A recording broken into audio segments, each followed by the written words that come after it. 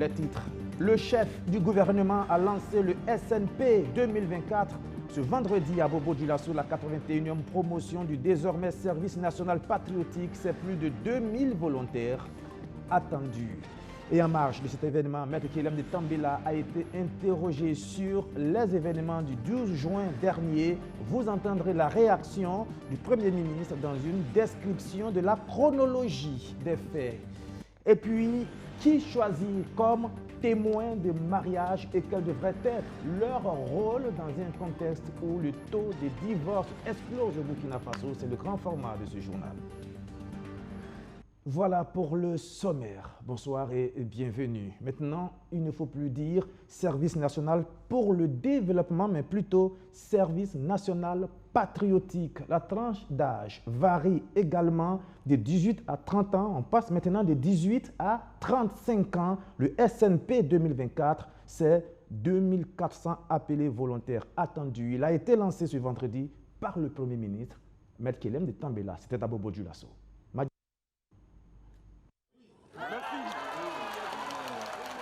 Par ce tirage au sort de Yeri Élisée Kanzi, le Premier ministre lance ici le top départ du recrutement de la 81e promotion du SND, le Service national pour le développement. L'objectif à partir de cette année est de promouvoir l'engagement patriotique, d'où le changement de dénomination de la structure. Le Service national pour le développement devient désormais le Service national patriotique. Nous avons tenu à changer ça. Parce que c'est la nouvelle philosophie en marche. Il s'agit de construire la patrie. Vous ne pouvez pas construire votre patrie si vous ne connaissez pas l'histoire de votre patrie, si vous ne connaissez pas la culture de votre patrie, et si vous ne connaissez pas la philosophie de votre patrie. Service national pour le développement, c'est bien. Mais le développement, là, il peut se faire, il n'y a pas de philosophie. Il peut se faire aussi bien en Côte d'Ivoire, au Burkina Faso, au Gabon, etc. Selon des modèles déterminés. Mais le développement pour la patrie, c'est particulier. Là, c'est ancré dans ta patrie. Donc nous voulons que ce soit des gens qui vont travailler maintenant pour leur patrie. Et les formateurs là devraient inculquer à ces jeunes personnes la notion de patriotisme. C'est ça qui est important maintenant pour nous, la notion de patriotisme. La 81e promotion des appelés sera constituée de 2400 jeunes volontaires issus de toutes les couches sociales et de toutes les provinces du Burkina Faso. 1700 prêteront main forte à l'administration publique. 600 recevront des formations professionnelles et les 100 autres iront en appui à la Brigade nationale des sapeurs-pompiers. Le service national patriotique est un outil de responsabilisation de la jeunesse. Pour ceux qui auront la chance d'être retenus tout à l'heure, sachez que c'est une période importante de votre vie de citoyen burkinabé que vous commencez. Elle vous permettra également d'améliorer votre employabilité et d'être plus compétitif sur le marché de l'emploi. Chères candidates, chers candidats, tout en vous souhaitant bon courage et bonne chance pour les tirages au sort, j'aimerais que ceux qui auront la chance d'être retenus gardent à l'esprit que le service national patriotique est un passage sous les drapeaux. À ce titre, l'intégrité, le patriotisme, le travail, la discipline et la solidarité sont des valeurs que vous devez incarner. À partir de cette année, l'âge passe de 18 à 35 ans au lieu de 30 ans. L'opération se poursuit jusqu'au 6 juillet 2024 sur toute l'étendue du territoire. On reste encore avec Maître Kelem de Tambela. Il revient ici sur la polémique et les rumeurs autour de la roquette tombée dans les locaux de la RTB. C'était le 12 juin dernier, en plein Conseil des ministres. On écoute les explications du Premier ministre. Je suis surpris que vous ne soyez pas surpris que je sois là à Bobo-Dioulasso. Puisque, arrivé à Bobo, ici même, j'ai appris que j'avais fui. Je suppose que vous aussi, vous avez sans doute entendu cela. Voilà, mais voilà ici à Bobo-Dioulasso. Il faut dire que tout est parti, n'est-ce pas, de l'avant-dernier Conseil des ministres, qui s'est tenu, je crois, le 13 juin, si j'ai bonne mémoire. Voilà. Donc, nous étions en Conseil des ministres. Après, le Conseil des ministres a pris fin. Je suis parti dans un bureau à la présidence, parce que j'ai un bureau là-bas, pour signer des décrets, etc. Et après, bon, j'ai pris la route. c'est en cours de route que mon aide de camp m'a demandé que est-ce que j'ai entendu un bruit pendant le conseil. J'ai dit non, je n'ai rien entendu. C'est là qu'il m'a dit que non, qu'il y a eu un des agents chargés de la garde qui a fait une mauvaise manipulation de son arme et puis un coup est parti. J'ai dit ah bon? Et puis on a continué la route tranquillement.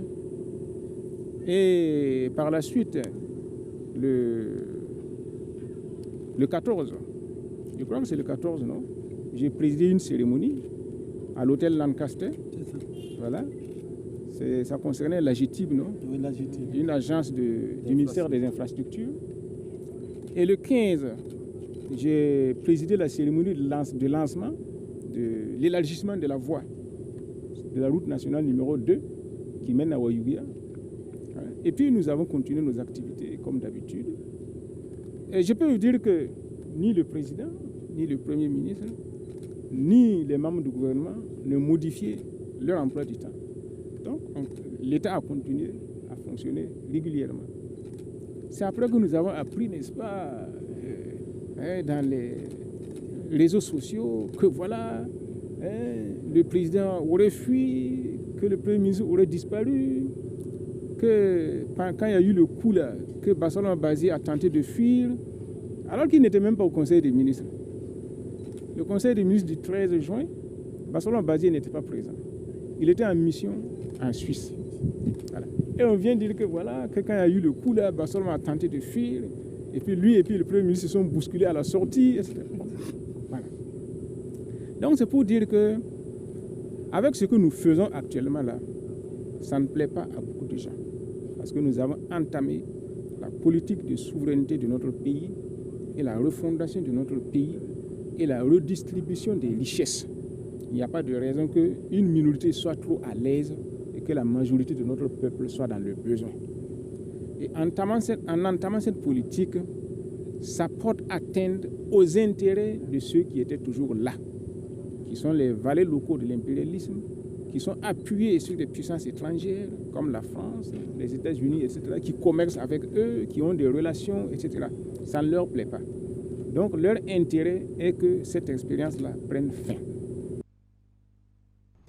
La suite de ce journal. Après 5 années de mise en œuvre, l'heure est au bilan pour le projet Voix et Leadership des femmes de l'ONG Oxfam Burkina Faso. Un bilan symbolisé par ce chiffre: 180 000 femmes et jeunes filles dans 11 régions en ont été bénéficiaires. Plus d'explications, Amadou Diko. 72 organisations de défense des droits des femmes ont été outillées sur la promotion des droits des femmes grâce au projet dénommé Voix et Leadership des femmes de l'ONG Oxfam Burkina Faso. Ce projet mis en œuvre dans 11 régions du pays a permis de toucher plus de 180 000 personnes dans des domaines comme la formation, le plaidoyer, l'accès aux ressources économiques et la création de réseaux solides pour les femmes. Les résultats sont satisfaisants parce que tout simplement, au-delà justement de l'aspect quantitatif, il y a l'aspect qualitatif, lié à la qualité du travail qui a été mené, lié justement à la capacité des organisations à assumer leur leadership, notamment en s'organisant davantage, lié également à tous les renforcements de capacités qu'ils ont pu obtenir. Et vous avez suivi les témoignages de la dame par rapport justement à l'autonomie financière, où le projet est également intervenu dans ce domaine pour permettre justement pour que l'autonomisation financière des femmes puisse aussi être une réalité, en dehors justement de l'adressage des droits courants qui ont été justement traités au cours du projet et pour lesquels nous, comme je l'ai dit, nous tirons entière satisfaction. Même sentiment de satisfaction du côté du ministère en charge de la femme. Pour le département de Nandi Sommet Diallo, les acquis du projet viennent soutenir le gouvernement dans sa stratégie nationale genre. Vous savez que notre pays est confronté depuis un certain nombre d'années à la crise sécuritaire et humanitaire. Les besoins sont nombreux.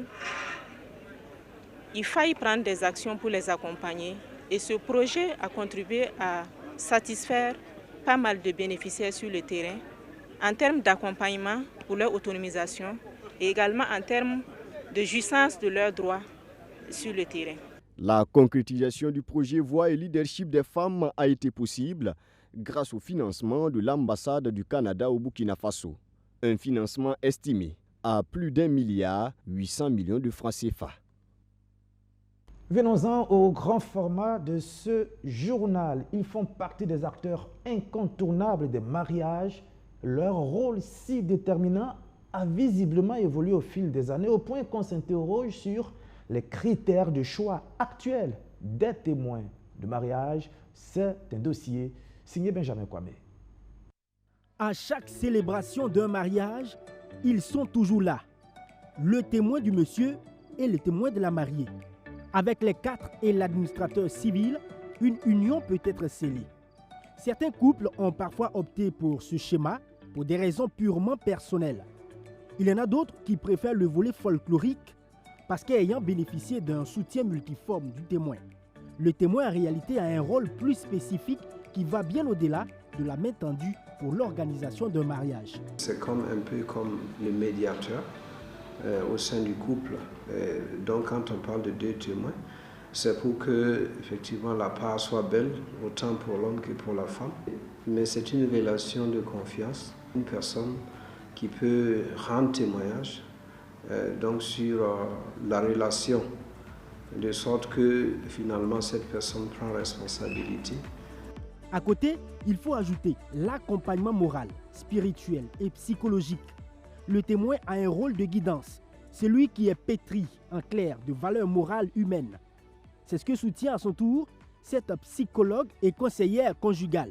Ces valeurs ont donc milité en faveur de Dame Marie-Denise Guigma, qui a plus de 37 ans de mariage et choisi à 10 reprises comme témoin dans les unions civiles. On ne prend pas n'importe qui pour être témoin de mariage. Il faut quand même de l'expérience dans ce qu'on est dans la vie du couple, quoi. Là, en ce moment aussi, c'est plus facile de conseiller, d'aider, d'accompagner. Il y a aussi un autre aspect qui pêche au niveau des témoins, c'est le fait qu'ils ne sont pas forcément des exemples dans leurs familles respectives. Vous voyez? Voilà. Je vous prends un exemple, un témoin de mariage déjà qui trompe sa femme, un témoin de mariage qui est violent vis-à-vis de sa propre femme. Mais vous l'avez quand même choisi comme témoin. Qu'est-ce que finalement ce témoin-là peut apporter? Au Burkina Faso, il a été noté, selon les dernières statistiques de 2021, que le taux de divorce s'élevait à plus de 1500 cas, soit une croissance de 45% en 2020. C'est un taux en expansion et les raisons à la base sont légion. Mais ici, le témoin du ou de la mariée peut minimiser ce taux en se positionnant comme meilleur médiateur. Voilà. Parfois, l'homme ne veut pas montrer ce qu'il a comme revenu. Bon, la femme croit que vu son titre, il doit avoir plus que ça. Il n'y a pas de raison qu'on donne moins que ça pour la popote, par exemple. Alors que, bon, si peut-être la femme était au courant de ça, et ça nous est arrivé comme ça, qu'un couple ami nous ait parlé. Et quand on lui a dit, mais montre ton bulletin à ta femme, quand il lui a montré seulement, bon, depuis lors, il n'y a plus eu de problème. Là où il y a un hiatus également, c'est le choix des témoins en lien avec leur génération. S'il y a une catégorie qui soutient qu'il faut faire appel à un homme ou une femme de sa génération pour ce rôle, une autre catégorie ne soutient pas cette posture. Un témoin qui serait trop timide ou qui manquerait de confiance en lui, qui serait dans la logique bipolaire, c'est-à-dire pile ou face, ne peut pas être un bon médiateur, parce que le témoin est aussi un bon médiateur qui cultive la voie du juste milieu pour amener les uns et les autres à se rapprocher pour être au milieu ensemble. Nous avons des personnes qui ne sont pas forcément âgées, mais qui ont quand même une bonne expérience et qui ont montré une certaine exemplarité dans leur vie conjugale. Ces personnes peuvent être citées en tant que des témoins dans le cas des mariages.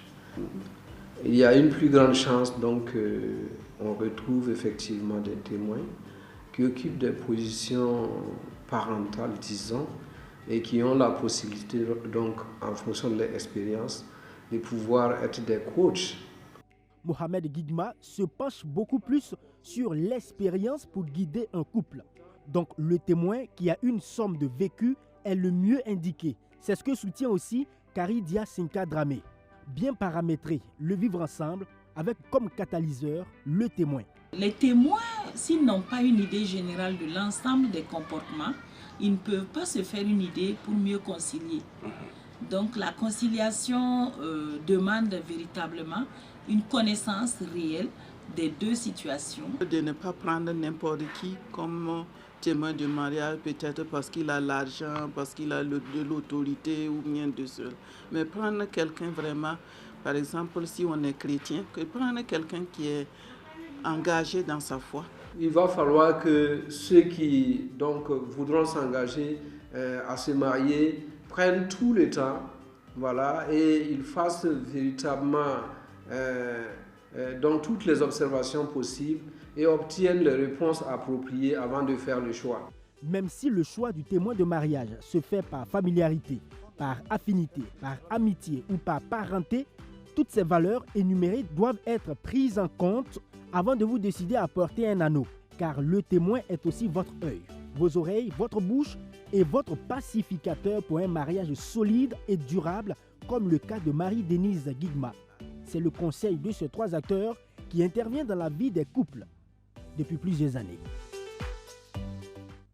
Dans un tout autre registre, la Sonabel sensibilise ses agents sur les risques cardiovasculaires en collaboration avec le Centre de médecine alternative. Elle a initié une formation sur l'hygiène alimentaire. Objectif, manger sain, éviter les maladies cardiovasculaires, être productif au travail. Maxime Boudot. Tout ce que l'homme mange détermine son espérance de vie selon Dr Jeanne Cabré, nutritionniste. Au-delà des habitudes alimentaires inappropriées, l'enseignante à l'université Joseph Kizerbo de Ouagadougou évoque également le mode de vie et l'environnement de l'homme moderne où les zones magnétiques et le stress au travail sont des causes de maladies comme l'hypertension, le diabète et le cancer. Des pathologies qui augmentent de façon drastique le nombre de décès et réduisent les performances de l'employé malade. Il n'y a pas tout dans la viande, mais on mange la viande à longueur de journée. Je ne dis pas de ne pas manger de viande. La viande, c'est riche en protéines, mais il ne faut pas oublier les aliments vivants. Les aliments vivants, les légumineuses, les crudités et autres. Et donc, on peut choisir, comme je l'ai dit en salle aussi, de s'organiser en consommateur intelligent. Il faut qu'on s'organise pour qu'on ne nous impose pas ce que nous voulons manger, mais que nous puissions imposer le marché ce que nous voulons manger. Et cette conférence, initiée par la Sonabel en collaboration avec le Centre de médecine alternative à l'intention du personnel, vise à corriger les mauvaises habitudes alimentaires pour améliorer le bien-être des travailleurs et réduire les risques cardiovasculaires. Pour le directeur général de la Nationale de l'électricité, l'homme doit mettre un point d'honneur sur son alimentation. Nous avons des collègues qui travaillent plus de 10 heures par jour et souvent même plus, et dans un environnement qui est difficile.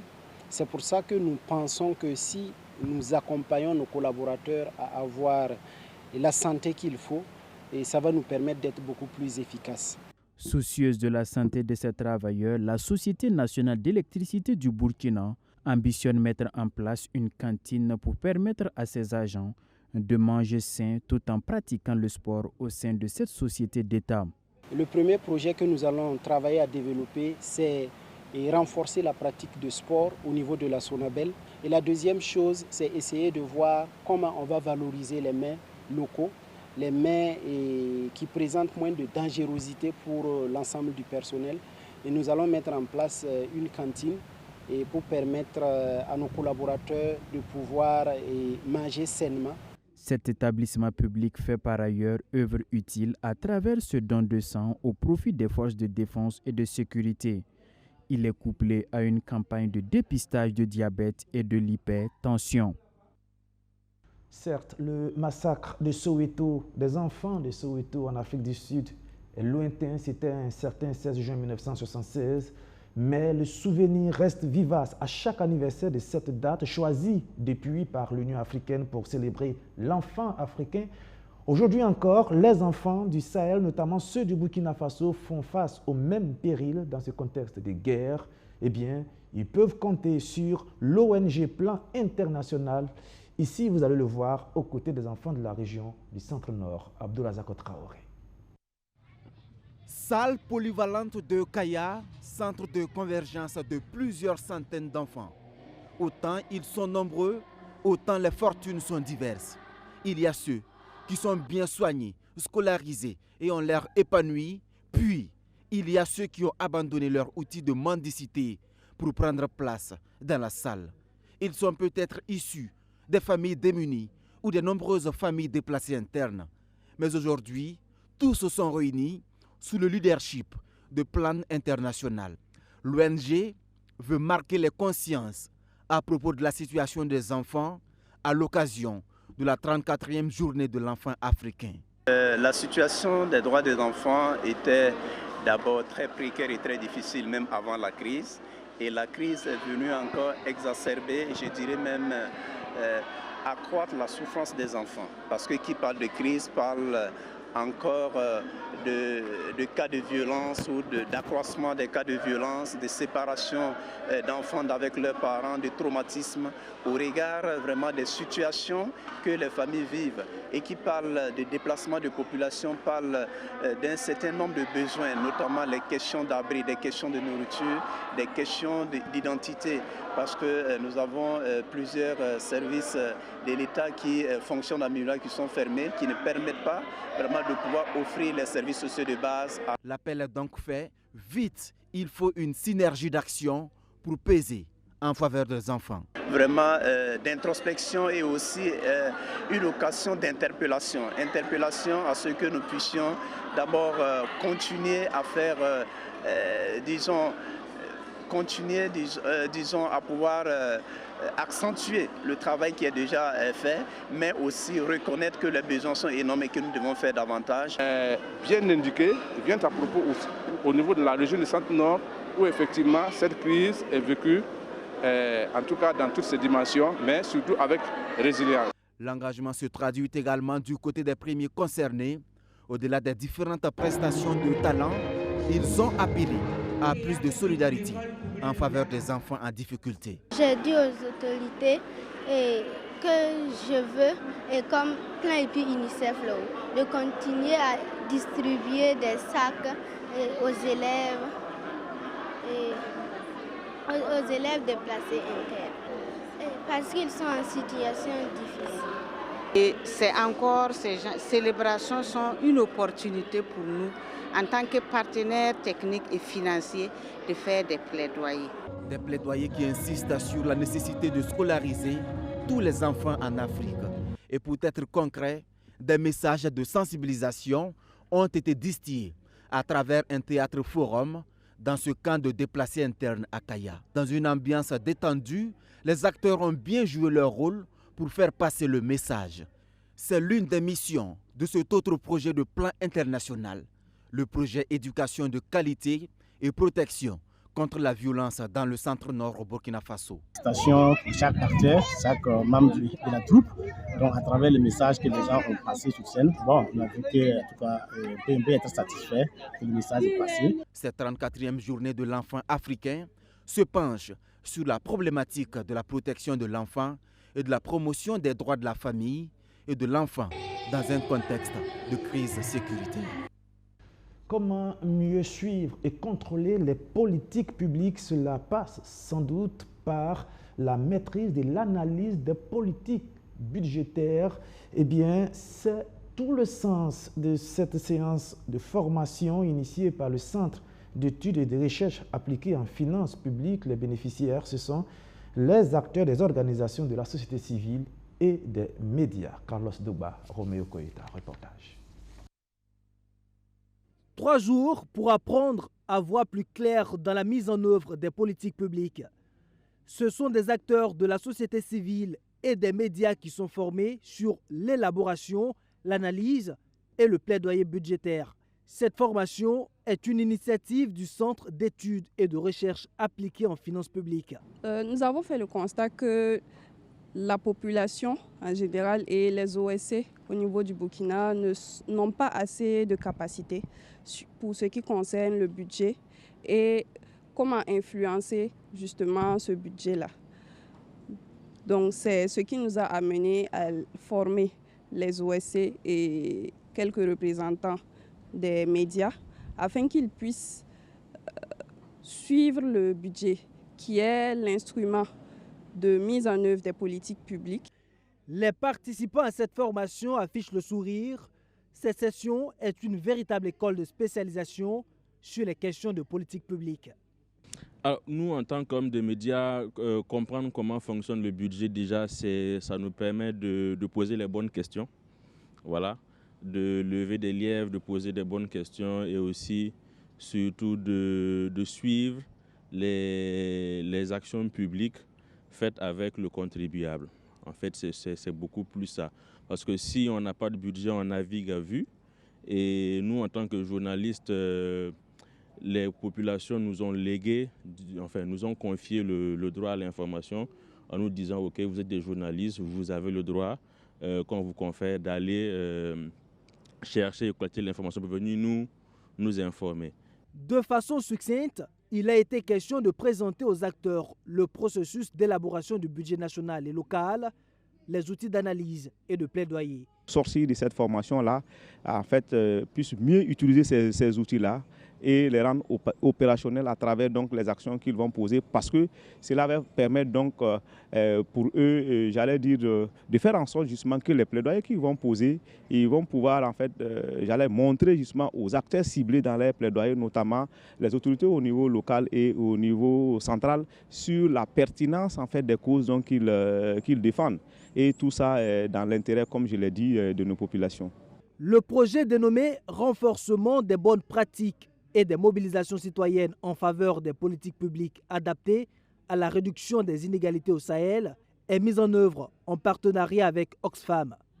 Nous entamons maintenant la dernière ligne droite de ce journal, direction Koudougou, où la Lonabé tente de mieux faire connaître l'un de ses produits de paris sportifs en ligne, la Lonabet. Plusieurs activités ont été organisées pour mobiliser la jeunesse, notamment une compétition de pétanque, mais aussi une parade de moto. Arsène Konitambe. Dans les rues de Koudougou, région du centre-ouest, de nombreux motocyclistes participent à un roadshow de la Lonabé, une caravane dans les artères de la capitale régionale pour promouvoir l'un des derniers produits de la marque, la Lonabet. C'est un pari en ligne permettant de faire des prédictions sur des événements sportifs. Il permet de faire plusieurs types de paris, dont les plus simples consistent à parier sur la victoire d'une équipe. Chaque pari a une cote et c'est elle qui permet aux joueurs de connaître à l'avance, en fonction de la somme misée, le montant gagné sur le résultat prédit ce produit. Vous direz que le produit a déjà été lancé officiellement à Ouaga par le ministre de tutelle qui est le ministre de l'économie avec notre directeur général et depuis le 26 décembre 2023. Donc le produit a déjà été lancé officiellement. Alors nous sommes en train maintenant de faire une campagne de promotion pour faire connaître davantage le produit par le public et par notre clientèle. En plus de ce roadshow, une compétition de pétanque a permis de rassembler du monde. Plusieurs équipes se sont affrontées pour repartir avec la victoire. Le match là était bien passé. Vraiment, ça n'était pas facile, mais on a gagné. Dans le pétanque, il n'y a pas de secret. Il faut faire l'entraînement seulement. Il n'y a pas de secret. L'équipe Laramtava, il est mérité, mais non, ce n'est pas tellement. Nous, on fait l'entraînement ensemble, mais on se connaît. C'est un coup de centre, mais ce n'est pas un coup de centre. Mais physiquement, nous, on gagne. Je dirais que les mots me manquent pour exprimer mes sentiments. Vous avez vu la mobilisation depuis ce matin, qui n'a pas faibli jusqu'à ce soir. Et je ne pouvais pas imaginer qu'une compétition de pétanque pouvait mobiliser autant de monde comme si c'était un match de football qu'on avait organisé.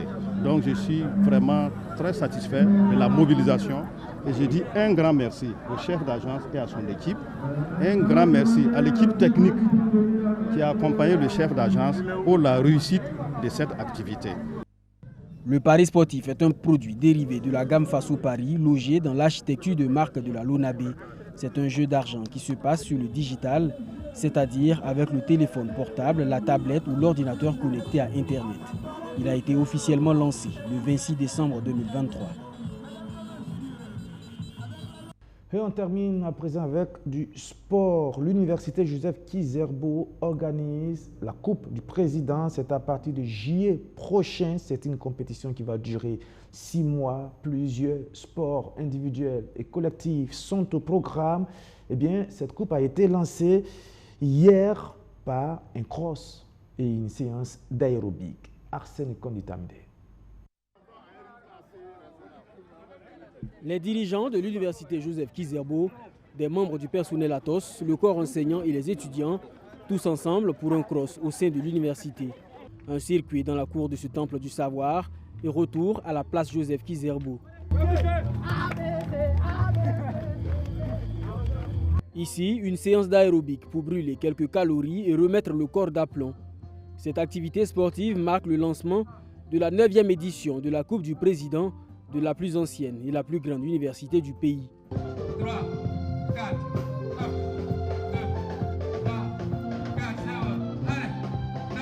un esprit sain dans un corps sain, nous ne pouvons pas réussir notre activité de formation, de recherche, sans aussi avoir une dose d'activité sportive pour nous permettre de garder vraiment la santé de fer, pour pouvoir poursuivre cette mission très fondamentale de formation des hommes et des femmes pour la nation.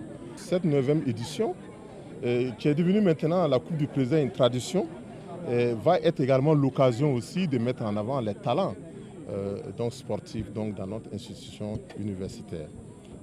Au menu de cette 9e édition, des compétitions de disciplines collectives et individuelles vont prendre part des équipes de l'université Joseph Kizerbo, des centres universitaires de Zignaré et de Kaya et de l'ISSDH. Donc, au niveau des sports collectifs, nous aurons essentiellement le football et le basket. Au niveau des sports individuels, nous aurons la pétanque, le cyclisme et si les moyens nous le permettent, justement, nous allons faire également d'autres sports tels que les sports de combat. Déjà, à partir de juillet, les premières compétitions, en tout cas les premières oppositions vont déjà se dérouler. Essentiellement au niveau des compétitions, les disciplines individuelles. À la reprise, donc, après les vacances, en octobre, alors, nous allons démarrer les compétitions collectives, donc les disciplines collectives. Cette 9e édition coïncide avec les festivités entrant dans le cadre du cinquantenaire de l'université Joseph Kizerbo. Les épreuves démarrent en juillet et vont s'étaler sur une période d'environ 6 mois. C'est la fin de ce journal. Merci de l'avoir suivi. Merci encore une fois de votre fidélité renouvelée. Bonsoir et bon début de week-end.